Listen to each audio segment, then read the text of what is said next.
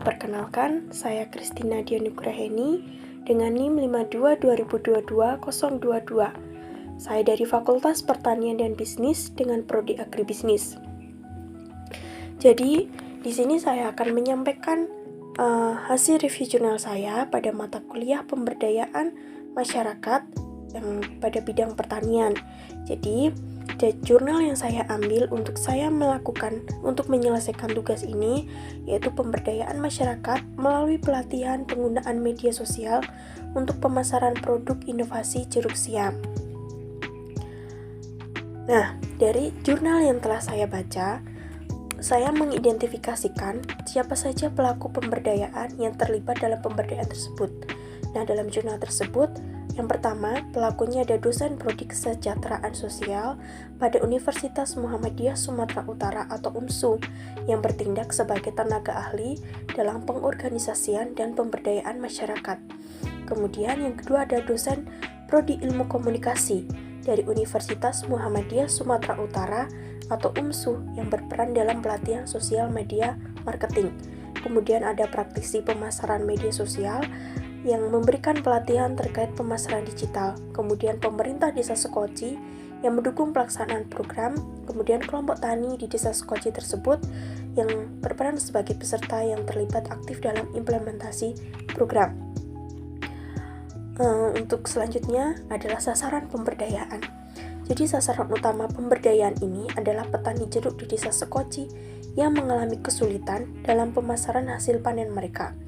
Nah, sebanyak 11 orang petani ini, dia tuh mewakili 10 kelompok tani di desa tersebut dipilih sebagai peserta utama dalam program tersebut.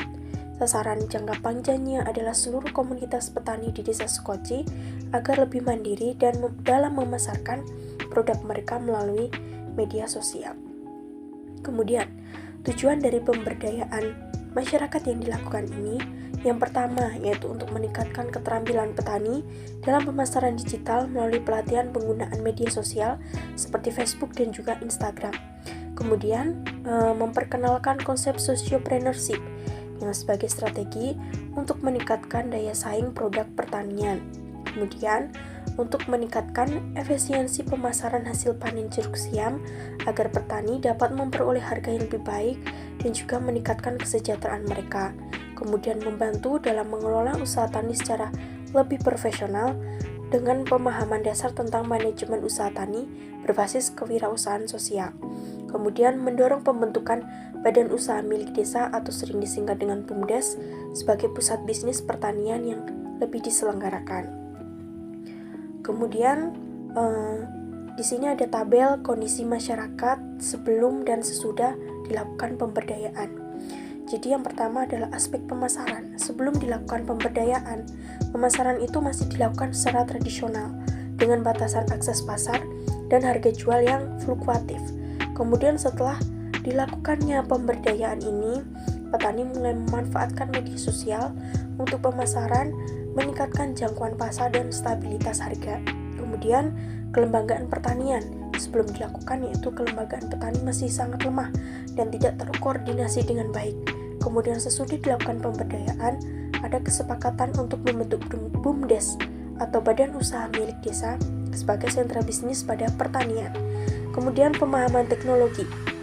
Petani itu sebelum dilakukan pemberdayaan itu kurang memahami pemanfaatan teknologi digital untuk pemasaran. Kemudian sesudah dilakukan pemberdayaan itu, pemahaman itu mulai meningkat sebesar 68% berdasarkan evaluasi pada post-test. Kemudian untuk harga produk itu sebelumnya harga jeruk tersebut sering turun drastis karena produksi berlebih dan tidak adanya strategi pemasaran yang baik. Kemudian sesudah dilakukan pemberdayaan ini dengan pemasaran digital atau ada peluang harga yang lebih stabil karena bisa langsung menjangkau untuk kepada konsumen. Kemudian aspek daya saing. Sebelumnya produk jeruk siam dari Desa Sekoci itu kalah bersaing dengan produk jeruk dari daerah lain dan juga jeruk impor. Nah, sesudah dilakukan pemberdayaan tersebut, yaitu dengan strategi pemasaran digital, daya saing itu meningkat karena promosi itu lebih efektif. Kemudian tingkat pemberdayaan setelah program tersebut dilakukan, yang pertama itu terpenuhnya kebutuhan dasar. Jadi pada jurnal tersebut, masyarakat desa Sekoci itu mampu memenuhi kebutuhan dasarnya. Kemudian, terjangkaunya sistem sumber daya atau akses layanan publik itu sudah tercapai karena masyarakat mendapat akses pengetahuan dan juga teknologi baru. Kemudian, akses akan kekuatan dan kelemahan diri serta lingkungan. Jadi sebelum program dilakukan itu, petani tidak menyadari bahwa mereka memiliki potensi pasar yang lebih luas melalui media sosial dan hanya bergantung pada tengkulak. Dan setelah pemberdayaan dilakukan, itu mereka memahami peluang pemasaran digital dan menyadari keterbatasan mereka dalam teknologi serta strategi pemasaran. Kemudian, mampu berpartisipasi aktif dalam kegiatan di masyarakat dan lingkungan.